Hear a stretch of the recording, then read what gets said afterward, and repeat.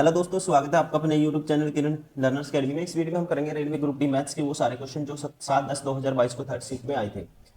ये हमारी बुक आती है दोस्तों किरण पब्लिकेशन की। टोटल 99 सेट है, इन्हीं का इसी बुक का हम करेंगे वीडियो सोल्यूशन। बहुत सारे सेट ऑलरेडी कवर कर चुके हैं। अगर आप ये सारे सेट लगा लेते हो आपका सिलेबस तो रिवाइज होगा ही होगा। उसके साथ साथ आपको एग्जाम का पैटर्न भी पता लगेगा। जो एक्स्ट्रा टाइप के अलग टाइप के क्वेश्चन होते हैं, जैसे एसएससी से हटके जो क्वेश्चन होते हैं वो भी आपके कवर हो जाएंगे, या फिर कह सकते हैं यहाँ से आपकी स्पीड भी बनेगी। फर्स्ट क्वेश्चन है, 10 डिब्बे में 10 रुपए, 20 रुपए और 50 रुपए के नोटों की संख्या का अनुपात ये है। नोटों की संख्या का अनुपात दोस्तों क्या है, ये है। डिब्बे में कुल नगद राशि कितनी है, ये 3360। उस डिब्बे में 20 रुपए के नोटों की संख्या। देखो, अगर आप नोटों को रुपए से मल्टीप्लाई कर दोगे तो क्या आ जाएगा, डायरेक्ट इसको मैं एक्स मान लेता हूँ, इसको भी एक्स, इसको भी एक्स, तो टोटल पैसे आ जाएंगे कितने होगा, 10 की 3 से गुना करेंगे 30x, प्लस 20 पंजे 100x, प्लस 7 पंजे 35, 350x। और ये टोटल पैसे आ गए। और ये पैसे कितने हैं, 3360। यहाँ से 350, 450 और 30, 480x की वैल्यू आएगी 3360। जीरो से जीरो कैंसिल, एक्स की वैल्यू आएगी 336/48। 12×4 = 48, 12×2 = 24, 12×2 = 24, बचे कितना 9, 12×8 = 96। इसको काटेंगे क्या आएगा, 7 आएगा। एक्स की वैल्यू 7, तो इसने पूछा है 20 रुपए के नोटों की संख्या कितनी है, 5x है, तो 5x की वैल्यू 7 है, तो 5x की वैल्यू क्या आएगी, 7×5 = 35। Option second is correct. Question number 2, 50 एक समान वस्तुएं 550 रुपए के कुल मूल्य पर खरीदी जाती है। उनमें से 1/5 को 10% हानि पर बेच दिया जाता है और पूरे व्यवहार पर 20% का लाभ प्राप्त करने के लिए शेष बची वस्तु को प्रति इकाई विक्रय मूल्य ज्ञात कीजिए। तो यहाँ पे टोटल कितनी वस्तुएं, 550। 1/5 को 50 में से दोस्तों 1/5 निकालेंगे, 10 वस्तुओं को बेच दिया इसने, कितने पे, 10% की हानि पे। इसका 9/10 में बेच दिया और पूरे व्यवहार में 20% का लाभ हुआ। मतलब कि उसने 550 का 20% निकालोगे और इसमें जोड़ोगे 110। 110 टोटल वस्तुओं कितने बेच दी उसने, ये बेच दी 550 प्लस 110, 660 में। और यहाँ पे देखो 10 वस्तुएं तो बेच दी इसने इस रेट में, तो इसका मतलब 40 आर्टिकल बच गए। या आप सीधा निकाल लो, एक वस्तु कितने की पड़ेगी, 11 की। एक वस्तु दोस्तों 10% हानि, देखो 50 वस्तु 550 की खरीदी, तो एक वस्तु कितने की कहेंगे आप, 11 की खरीदी। अब बेच दिया इसको, एक वस्तु को कितने में, 10% की हानि पर, मतलब कि इसका 9/10 में बेच दिया एक वस्तु को। बची कितनी, 40 वस्तुओं। 40 वस्तुओं को आपको बताना है कितने प्रॉफिट पे बेचा होगा। अब यहाँ से देखो 40 टोटल ओवरऑल कमाना 20%, इसका 20% 660 रुपये कमाना चाहता हूँ, तो ये 40 वस्तु कितने की बेचेगा वो। ये तो एक वस्तु का था जो एसपी, तो यहाँ पे 10 वस्तु कितना आएगा, ये आएगा। तो इसमें से माइनस कर दो, 11×99 माइनस करोगे इसमें से 100 माइनस करेंगे तो कितना आएगा दोस्तों, 100 माइनस करेंगे तो ये आएगा हमारे पास 560। ठीक है, तो हमने तो 99 माइनस करना है, तो एक इसमें क्या कर दो, जोड़ दो 561। तो 561 क्या है, 40 वस्तुओं का क्या है, एसपी है। तो एक वस्तु क्या आएगा, 561/40। 4 से भाग करो इसको, 4×1 = 4, 4×4 = 16, जीरो। ठीक है, फिर 4×2 = 8, ऐसे आएगा। और बटे में 10 भी है, तो ये आएगा 14.025। Option second is correct. Question number 3, pipe P एक टंकी को 28 मिनट में भर सकता है और पाइप क्यू 35 मिनट में भर सकता है। टंकी खाली होने पर यदि पाइप पी और क्यू एक साथ खोला जाता है तो 12 मिनट के बाद पी को बंद कर दिया जाता है, तो शेष टंकी को भरने में क्यू कितना टाइम लेगा। देखो पी है, एक क्यू है, ये पी है, मान लो ये क्यू है। ये भर सकता है पी 28 मिनट में, ये भर सकता है क्यू 35 मिनट में। 28 और 35 का एलसीएम आएगा, 35×2 = 70, 35×105, 35×4 = 140। ये 1 मिनट में कितना भरेगा, 28×5 = 140, 5 भरेगा। ये भरेगा 1 मिनट में 4 भरेगा। अब काम करवाना है 140, पी और पी को 12 मिनट बाद बंद कर दिया जाता है। ठीक है, 12 मिनट तक तो दोनों ने काम करा, मतलब 1 मिनट में कितना करते हैं, 5 + 4, 1 मिनट में इतना करते हैं, 12 मिनट दोनों थे, तो काम कितना हो गया, 5 × 4 = 9, 12 में 108, 108 काम हो गया। अब इसमें से माइनस करेंगे दोस्तों 108, तो बचा कितना, 32। कहता है शेष काम टंकी, तो शेष टंकी को भरने में क्यू कितना समय लगेगा। अब 32 क्यू कितने टाइम में भरेगा, तो 1 मिनट में 4 भरता है, भरवाना 32 है, 4 × 8 = 32, तो लगेंगे 8 मिनट। Option third is correct. Question number 4, Himalaya ओरिले बोरो प्लस, ये दिए हैं 3 विभिन्न कंपनियों के सैनिटाइजर का उत्पादन मिलियन टन में। 2018 से 2020 तक हिमालय कंपनी के सैनिटाइजर उत्पादन में कितनी प्रतिशत की वृद्धि हुई। 2018 से दोस्तों 20 तक किसमें, हिमालय, हिमालय कौन सा, ये ब्लू दिख रहा है जो 2018 में कितना था, ये था 40, और 2020 में कितना हो गया, 70 हो गया। तो वृद्धि कितनी हुई, 30 की, 40 के पीछे, ठीक है, 3/4 आएगा। 3/4 किसके बराबर होता है, 75% के। Option 4 is correct. Question number 5,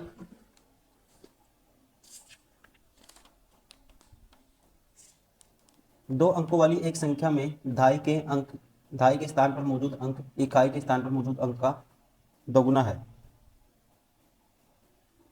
ठीक है, कहता है दोस्तों दहाई के स्थान पर मौजूद अंक इकाई के स्थान के अंक का दोगुना है। देखो इसमें तो दोगुना है नहीं, ये तो बार हो गया। आप मूल संख्या याद कीजिए, इसमें दोगुना है, इसमें भी है, इन तीनों में दोगुना है। यदि अंकों को स्थान पर बदल दिया जाए तो इस प्रकार बनी संख्या मूल संख्या से 9 कम होती है। देखो मान लो 63 है, अब इनको आपस में बदलेंगे, मूल संख्या क्या है, 9 कम होनी चाहिए, तो यहाँ पे 9 कम नहीं होगी, इसमें 42 है दोस्तों, चेंज करेंगे तो 9 कम नहीं होगी यहाँ पे। अब देखो 21 है, 21 में उल्टा कर दोगे इसका, 12 माइनस करोगे तो डिफरेंस कितना का आता है, 9 का आता है। हम कह सकते हैं ऑप्शन 4 इज करेक्ट। ऐसे क्वेश्चन को आपको ऑप्शन से करना है।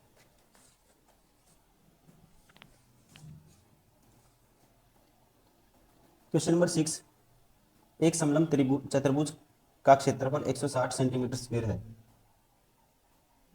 यदि इसकी समानांतर भुजाओं की लंबाई 20 और 12 सेंटीमीटर, समांतर भुजाओं के बीच की लंबन दूरी ज्ञात कीजिए। दोस्तों समलंब का क्षेत्रफल होता है 1/2 सम ऑफ अपोजिट पैरेलल साइड, 20 और 12 32, और इनटू में इनकी जो हाइट होती है, इनके बीच की दूरी, और ये है 160 के बराबर। यहाँ से 32 पंजा 160 होता है, तो h की वैल्यू 2 क्रॉस मल्टीप्लाई हो जाएगा, कितनी आएगी, 5 दूनी 10 आएगी। Option first is correct. Question number 7, एक समचतुर्भुज ए पेरीमीटर ऑफ रोम्बस इज 146 और इसका एक विकर्ण 55 सेंटीमीटर है, तो समचतुर्भुज का क्षेत्रफल ज्ञात कीजिए। दोस्तों देखो यहाँ से पेरीमीटर ये है, तो चारों भुजाएं बराबर होती है, तो एक साइड कितनी आएगी, ये आ जाएगी। तो आपको पता होना चाहिए ये होता है 1/d1² + d2², ये होता है 4h² के बराबर, मतलब कि 1/46 इंटू में 1/46, 4 साइड है तो एक आएगी, तो उसको 4 से डिवाइड करेंगे, ठीक है, दिस बटे दिस। यहाँ से एक 4 से एक 4 कैंसिल, 2 पे काटूंगा ये आएगा 73, ये 2 पे काटूंगा 73, ये आएगा 73 का स्क्वायर। अब d1 एक की वैल्यू क्या है, 55 है, एक विकर्ण, तो मतलब 55 का स्क्वायर इसमें से माइनस कर दो, ये आएगी एक जो बच गया उस डायगोनल का स्क्वायर। ठीक है, मान लो ये d1 की वैल्यू गिवन थी, तो d2 की का स्क्वायर ये इसके बराबर होगा। अब a - b a + b, 73 - 15 करोगे कितना आएगा, ये आएगा 15 और 3 18, और ऐड करोगे 7 और 5 12, 120 128। अब ये d2 की वैल्यू आएगी, यहाँ से दूसरा डायगोनल आएगा, इसका रूट हो जाएगा, ठीक है, इसका क्या है, सारे का रूट। अब ये आ गई हमारे पास d2 की वैल्यू।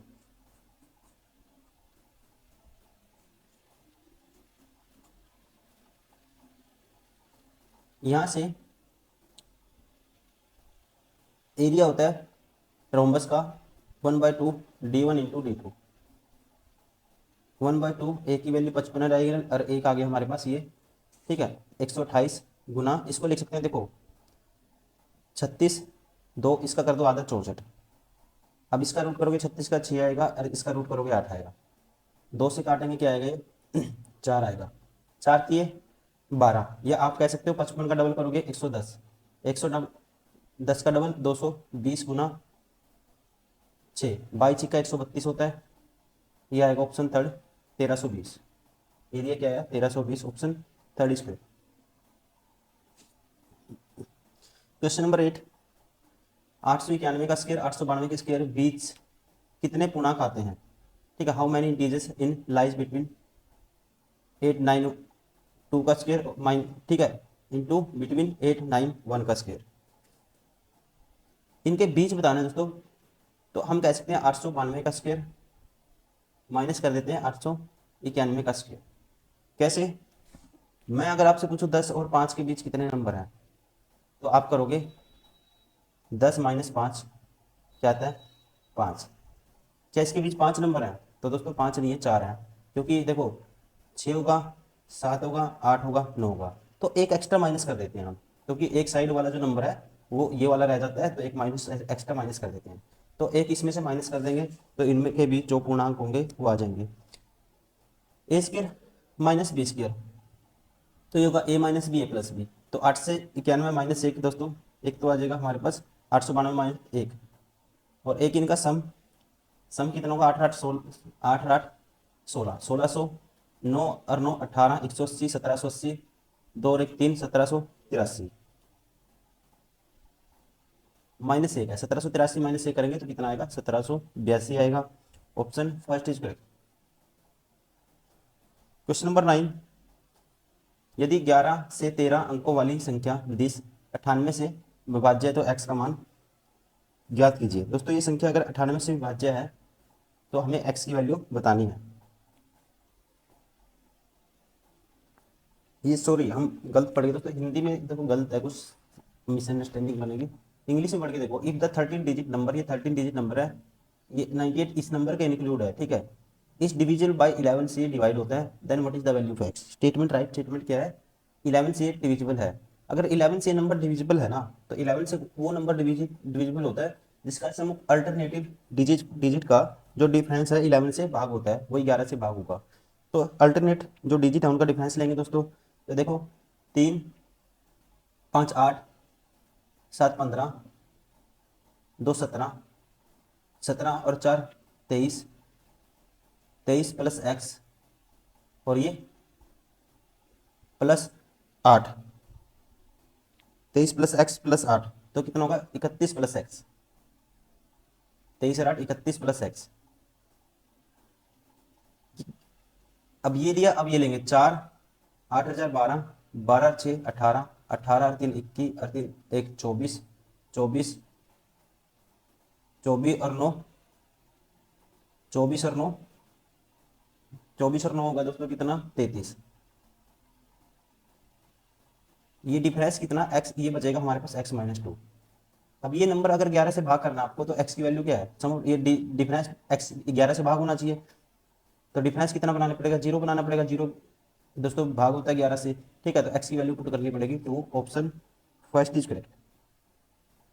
क्वेश्चन नंबर 10, यदि दिस ये आपस में प्रोपोर्शनल है तो y का मान ज्ञात कीजिए। तो 8/9 बराबर होगा 24/y के, 8 दिया 24, तो y की वैल्यू आएगी दोस्तों, देखो 8/9 24/y, 8 दिया 24, और y की वैल्यू क्या आएगी 9 दिए, y क्रॉस मल्टीप्लाई करके 9 दिए 27। Option third is correct. Question number 11, pipe के एक पानी की टंकी को 10 घंटे में भर सकता है, 10 घंटे में भर सकता है। पानी की टंकी खाली होने पर पाइप के को अकेला खोला जाता है। जब पानी की टंकी का आधा हिस्सा पाइप के से भर जाता है तो उसी तरह के 4 पाइप खोल दिए जाते हैं।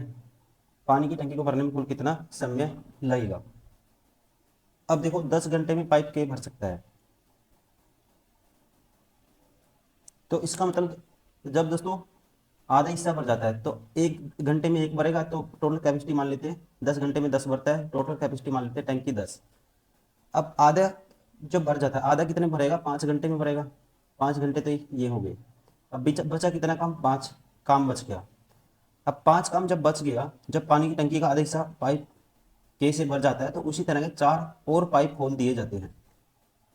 अब के तो एक काम करता ही करता है, 4 और के टाइप की जो एफिशिएंसी एक है के की, ऐसे ऐसे 4 और खोलेंगे तो मतलब इनकी एफिशिएंसी टोटल 4 ये हो जाएगी, टोटल 5 हो जाएगी। मतलब ये मिलके पाँचों के 5 पाइप 1 घंटे में 5 भरते हैं, तो इसका मतलब 5 और भरवाना था हमें, तो 1 घंटा यहाँ लग जाएगा।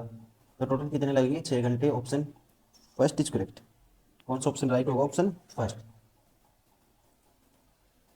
क्वेश्चन नंबर 12, यदि कक्षा 1, 2 और 4 में लड़कों की संख्या, ये है दोस्तों लड़कियों की संख्या, ठीक है, लड़कियों की संख्या दी है और कक्षाएं दी हुई है।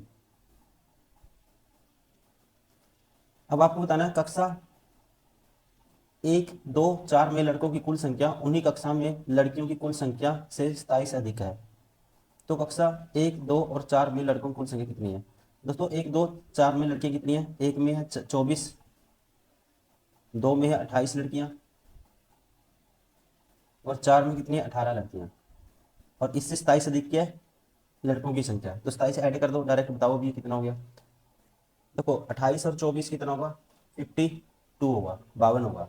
52 प्लस 18 जोड़ोगे 70, 70 में 27 ऐड करोगे कितना होगा? 97। Option third is correct. Question number 13, निम्नलिखित कौन सा द्विघात समीकरण है? कहता है विच ऑफ द फॉलोइंग है, following is a quadratic equation. Quadratic equation में क्या होता है? एक्स की पावर 2 आती है, प्लस एक एक्स की टर्म आती है, प्लस कॉन्स्टेंट टर्म, ठीक है। तो यहाँ पे देखो कौन सी बनेगी, यहाँ पे दोस्तों एक्स की टर्म कैंसिल हो जाएगी, ये तो नहीं है। यहाँ पे एक्स स्क्वायर और एक्स स्क्वायर आपस में कैंसिल हो जाएगा, ये भी नहीं है।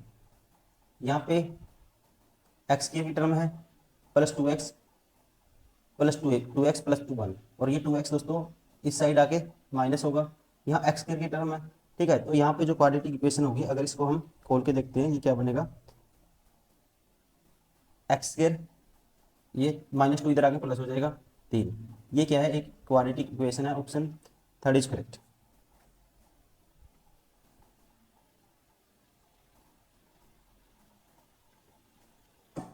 क्वेश्चन नंबर 14, राजेश की बेटी की आयु राजेश की पत्नी की आयु की 1/3 है। राजेश की पत्नी की आयु राजेश की आयु का 3/4 है, तथा राजेश की आयु राजेश के पिता की आयु का 3/5 है। तो यदि राजेश के पिता की आयु 60 वर्ष है, तो राजेश की बेटी की आयु ज्ञात कीजिए। दोस्तों उसके पिता की आयु कितनी है? 60 वर्ष है। अब बेटी को किससे रिलेट किया इसने? राजेश की आयु की 3, राजेश की पत्नी की आयु राजेश की आयु, राजेश की बेटी की आयु राजेश की आयु का 1/3 है। तो यहाँ से पिता की दोस्तों राजेश की आयु राजेश के पिता का आयु का 3/5 है, ठीक है। तो आपको ना राजेश की बेटी की आयु ज्ञात करें। अगर राजेश के पिता की आयु 60 वर्ष है, तो राजेश की आयु कितनी होगी फिर? इसका 3/5, इसका 3/5 निकालोगे, ये आएगा 5 से काटूंगा 12, 3, 36। 36 का एक टिप, राजेश की आयु का 1/3 क्या है? उसकी बेटी की आयु, ये आएगा 12। सॉरी, ये तो पत्नी की आयु का था, ये क्या है? राजेश की बेटी की आयु पत्नी की आयु का 1/3 है। तो पहले क्या निकालनी पड़ेगी? पत्नी की आयु निकालनी पड़ेगी, ठीक है। अब राजेश की तो आगे हमारे पास कितनी? 36। अब उसकी पत्नी की आयु क्या आएगी? राजेश की पत्नी की आयु राजेश की आयु का 3/4, मतलब 36 का 3/4 निकालोगे पहले आप, फिर उसका निकालोगे, ये पत्नी की आएगी, उसका 1/3 निकालोगे, 12 आएगा, 12, 3, 36, 3, 3, 9, ठीक है। तो बेटी की आयु क्या आएगी? 9 वर्ष। Option 4 is correct. Question number 15, if a and b are the root of the quadratic equation x minus m x minus n बराबर है k, then the root of the equation x minus a x minus b बराबर है -k r। अब a और b इसके root है, तो ये सेटिस्फाई करेंगे, तो ये होगा x minus a x minus b minus x minus देखो एक सेकेंड, इसके रूट है दोस्तों x minus m x minus n बराबर है k। इसके a और b क्या है? इसके रूट है। और अब क्या बताना है? x minus a x minus b, ये बराबर है -k के। a और b इसके इक्वेशन के क्या थे? रूट थे। अब यहां से अगर हम माइनस, देखो सेम बना देंगे इक्वेशन, ये होगा x माइनस a इसको लिख सकते हैं माइनस कॉमन लेंगे दोस्तों तो ये होगा बी माइनस एक्स, ऐसे लिख दो, या फिर इसको लिख दो माइनस के एक्स प्लस बी बराबर है कि। अब यह कंडीशन क्या बनेगी, तो इसका मतलब ठीक है, तो आपको बताना है इसकी root then the root of the equation, तो इसकी रूट क्या आएंगे कंपेयर करेंगे तो हम, तो यहाँ पे क्या आएगा m, तो इसका मतलब एक दूसरे इक्विवेलेंट होंगे, तो ये आएंगे m और n, क्या आएंगे m और n, option third is correct. Question number 16, sale के दौरान 1500 रुपये अंकित मूल्य वाली एक वस्तु 5% और 12% की दो क्रमिक छूट दी जा रही है, तो वस्तु का विक्रय मूल्य ज्ञात कीजिए। 15% और 12% की छूट दी जा रही है, तो इसकी हम निकाल सकते हैं इक्विवेलेंट छूट, तो डायरेक्ट हम निकाल देंगे दोस्तों। इक्विवेलेंट छूट क्या होगी, 5% plus 12% minus 5 into 12 60 divide by 100 ये आएगी 0.6%, 12×5 = 17, तो 16.4% इक्विवेलेंट डिस्काउंट आएगा। ठीक है, तो अब इसका इतना निकाल के इसमें से माइनस कर दो, 1500 का आप निकालोगे 164/1000, 2 जीरो से 2 जीरो कैंसिल। अब 164 का आधा कर दूंगा 82 आएगा, इसका डबल कर दूंगा 30 आएगा, बटे में क्या है 10 है, इससे ये कैंसिल, तो 3 दूनी 6, 3 अठा 24, 246 में से माइनस करोगे आप किस में से, 500 में से, 1500 में से, 15 में से 200 गए 1300, 1300 में से 46 गई दोस्तों, कितना बचेगा 1254। ठीक है, राइट आंसर कौन सा होगा, ऑप्शन है third is correct. Question number 17, simplify, इसको सॉल्व करना है, इसको सॉल्व करना है। ये है x+1 x-1, तो ये होगा तो a plus B A minus B, तो x² - 1, x² + 1 है, ये a minus B A plus B, ये होगा x⁴ -1 हो जाएगा। बचा कौन सा हमारा ऑप्शन राइट, कौन सा होगा, कौन सा ऑप्शन राइट होगा, ऑप्शन फर्स्ट इज करेक्ट।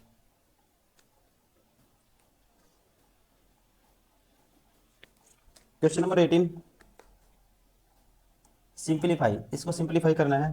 ठीक है, ऐसे क्वेश्चन क्या करते हैं, सीधा इसका रैशनलाइजेशन कर दो, तो रैशनलाइजेशन करेंगे दोस्तों 1 प्लस नीचे वाले का अपोजिट से, तो ऊपर हो जाएगा 1 प्लस कोस का होल स्क्वायर, तो 1 प्लस कोस हो जाएगा ऊपर, तो और नीचे a² - b², तो ये हो जाएगा 1 माइनस कोस स्क्वायर एक्स, हो जाएगा साइन स्क्वायर एक्स, तो सीधा स्क्वायर से रूट कैंसिल, ये आएगा साइन एक्स। ठीक है, अब इसको अलग अलग करेंगे तो 1/sin क्या होगा, कोशिकेंट एक्स होगा, प्लस cos/sin कोट एक्स होगा, तो ये किसके बराबर आएगा, cosecant x plus cot x, option first is correct. Question number 19, एक समचतुर्भुज के विकर्ण 12 सेंटीमीटर और 16 सेंटीमीटर समचतुर्भुज की भुजा की लंबाई ज्ञात कीजिए। तो आपको पता होना चाहिए d1² + d2² होता है दोस्तों 4a², तो ये होगा 144 + 256, इन दोनों का जोड़ बराबर है 4a² के बराबर होता है।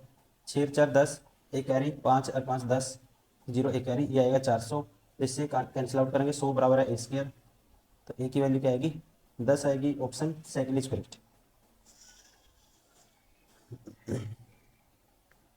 Question number 20, if 3 is added to each of odd digit and 2 is subtracted from each of the even digit in the given number, what will be the sum of the digit which are the second from the left and the third from the right? Second left से और third right से, इनका सम आपको बताना है। अब कहता है 3 ऐड किया है ईच ओड डिजिट और 2 सब्ट्रैक्ट किया ईच इवन में से। ठीक है, 3 ओड में ऐड कर दो, 2 सब्ट्रैक्ट कर दो, तो 2 इवन में सब्ट्रैक्ट करेंगे आएगा 6, ये आएगा 2, ये 8 हो जाएगा, ये 4 हो जाएगा, और ये 8 हो जाएगा, ये 4 हो जाएगा, और ये 2 हो जाएगा। अब लेफ्ट से सेकंड 2 और राइट से तीसरा 1 2 3 8, इनका सम क्या आएगा 10 आएगा, option 4 is correct. Question number 21, यदि त्रिभुज एबीसी समरूप है डी एफ के, ए बी बराबर है 6, डी ई बराबर है 8, ई एफ बराबर है 10, एफ डी बराबर है 14, तो त्रिभुज ए बी सी का परिमाप ज्ञात कीजिए। देखो दोस्तों, त्रिभुज ए बी सी सिमिलर है डी एफ के, तो ये ए बी सी है, ये है डी ई एफ के समरूप है। ए बी बराबर है 6 है, डी ई बराबर है 8 है, डी ई बराबर है 8 है, ई एफ बराबर है 10 है, एफ डी बराबर 14 है। तो देखो अब इनका रेशियो क्या होगा कोरस्पोंडिंग साइड का, अगर ये 8 है दोस्तों, ठीक है, तो ये 8 है और ये है 6, तो जो जो इनका रेशियो बनता है एक दूसरे का 3-4 बनता है, तो एक साइड होगी इसका 3/4, एक साइड हो जाएगी इसका 3/4, तो ये होगा हमारे पास जो परिमाप हो जाएगा 6 प्लस इसका 3/4, तो ये आएगा 2 पे काटेंगे इसको, 7 या 21/2, और इसका 3/4 30/15/2, 2 से मल्टी ये हम कर दो, इनका दो एलसीएम आ गया सभी का, ये होगा 12, ठीक है, ये कितना होगा 12, 15 और 21 36, 36 और 12 48/2, क्या आएगा 24 आएगा, option 4 is correct. Question number 22, दो संख्याओं का मैट्रिक समापवर्त्य एचसीएफ 47 सेंटीमीटर है, सॉरी 47 है, यदि इन संख्याओं का गुणनफल दिशा है तो इन दोनों संख्याओं में से बड़ी संख्या ज्ञात कीजिए। दोस्तों आपको पता होना चाहिए दोनों एचसीएफ तो दोनों संख्या में कॉमन है, एक मान लेते हैं 47x है, एक है 47y, इनका जो प्रोडक्ट है किसके बराबर है 66-27 के बराबर है। तो एक संख्या क्या आएगी, एक संख्या आएगी, इसको भाग करो 47 से, तो 47 से भाग करेंगे तो 47 एकम 47, बचेगा कितना 13, तो ये हो गया, और 6 ये 19, फिर जाएगा कितने पे 4 पे, 47 दूनी 94, 94 का डबल होता है 188, बचेगा 4, 47 एकम, तो 47 आएगा, 47 एकम 47, ठीक है, तो ये लिख सकते हैं दोस्तों 47 से काटा, इसको लिख दिया मैंने 47 इंटू में 141, और इस ये भी 47 से भाग होता है, 3 पे जाएगा 3 इंटू में 47 इंटू में 47, ठीक है, तो ये इसको ऐसे लिख सकते हैं, तो यहाँ से 47 दो थे ये दोनों से, तो ये कैंसिल आउट हो गया, ठीक है, तो जो फैक्टर बनेंगे 1 और 3 बनेंगे, मतलब एक होगी 47 इंटू में दिस 1, एक होगी 47 इंटू में 3, तो बड़ी संख्या क्या होगी 47 इंटू में 3, मतलब कि क्या आएगा 47 को 3 से मल्टीप्लाई करेंगे 141, तो बड़ी संख्या होगी 141, ऑप्शन 3 इज करेक्ट।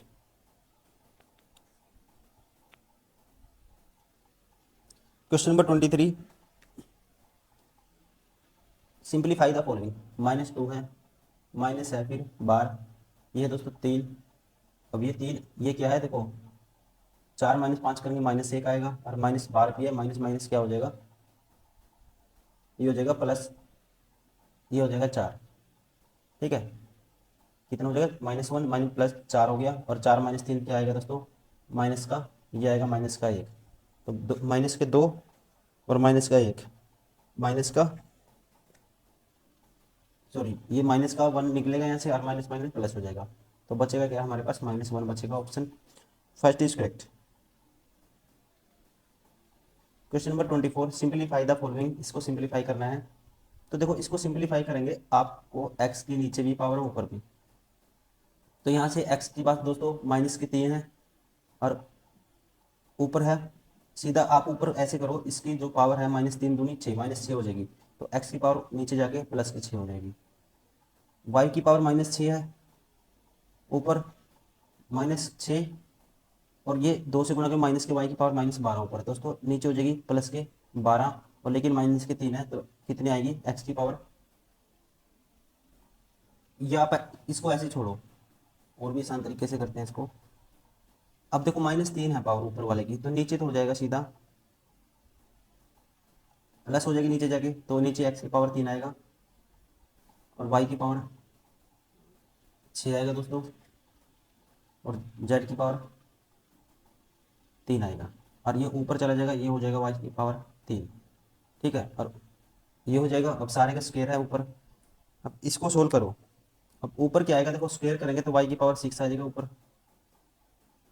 नीचे x की पावर 6 हो जाएगा, स्क्वायर कर देंगे, और y की पावर कितना हो जाएगा दोस्तों 12 हो जाएगा, जब आप इसको ऊपर क्या है सारे का स्क्वायर है, और z की पावर कितनी हो जाएगी 6, अब ये y की पावर 6 नीचे आके माइनस हो जाएगी, तो x की पावर 6, y की पावर 6, z की पावर 6, 6 पावर बचेगी सभी की, तो राइट आंसर कौन सा होगा ऑप्शन 4। क्वेश्चन नंबर 25, इन आंकड़ों का माध्यिका ज्ञात कीजिए। माध्यिका ज्ञात करने के लिए सबसे पहले काउंट करते हैं नंबर ऑफ टर्म, 1 2 3 4 5 6 7 8। दोस्तों 8 है नंबर ऑफ टर्म, तो माध्यिका क्या होगी, n/2 टर्म और n/2 + 1 टर्म, इन दोनों का लेना है आपको एवरेज। कब, जब इनका क्या निकालोगे आप, जब आप इसको अरेंज कर दोगे इंक्रीजिंग ऑर्डर में, मतलब 8/2 चौथी और एक टर्म आएगी पांचवी, चौथी और पांचवी टर्म को जोड़ना है, उसका क्या निकालना है आपको, एवरेज निकालना है। अब देखो, अब इंक्रीजिंग ऑर्डर में लिखोगे इसको, सबसे पहली टर्म कौन सी आएगी, पहली तो ये आएगी, दूसरी दोस्तों फिर ये आएगी, तीसरी टर्म आएगी ये आएगी, चौथी कौन सी बची, ये 8.1, पांचवी 8.1 के बाद क्या आएगा, ये आएगा 9.9, इनका एवरेज निकालना है। तो 8 9 17 और एक ये 18/2 क्या आएगा 9, मीडियन आएगी 9, ऑप्शन 4 इज करेक्ट। तो दोस्तों ये थे सारे के सारे वो question railway group D maths के जो इस पेपर में 7/10/2022 को थर्ड शिफ्ट में पूछे गए थे। उम्मीद करता हूँ वीडियो पसंद आई होगी। Thank you very much.